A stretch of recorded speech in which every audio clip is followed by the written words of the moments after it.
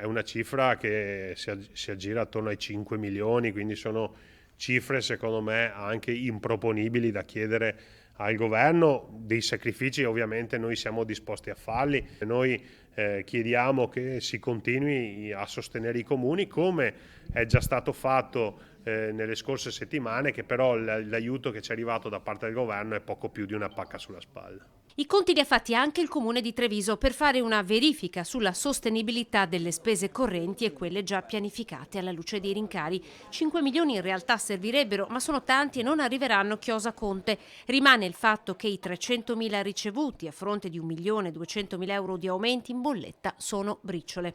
Conte, presidente ANCI Veneto, assicura che tagli ai servizi comunque non se ne faranno, nemmeno al Natale dei trevigiani. Lo dico già ai nostri cittadini, noi non taglieremo i servizi. Se saremo costretti a fare dei sacrifici sarà per esempio il settore dei lavori pubblici, che vedrà procrastinare le date di inizio lavori di qualche cantiere. Gli scorsi anni a quest'ora parlavamo di come distribuire l'avanzo di bilancio. Quest'anno quei soldi sono totalmente destinati all'aumento dei costi e alle diminuzioni delle entrate, continua il primo cittadino. C'è da dire però che la coperta comincia a diventare tanto corta, quindi se ad oggi siamo riusciti a resistere, non siamo in grado di dire quanto ancora potremo sostenere questa situazione. L'Associazione dei Comuni, riunita oggi, annuncia intanto di voler chiedere al governo, una volta insediato, 200 milioni nel decreto aiuti, poi in legge di bilancio lo stanziamento di altri 800 milioni. Insomma, i comuni hanno quantificato gli aumenti in 1 miliardo di euro.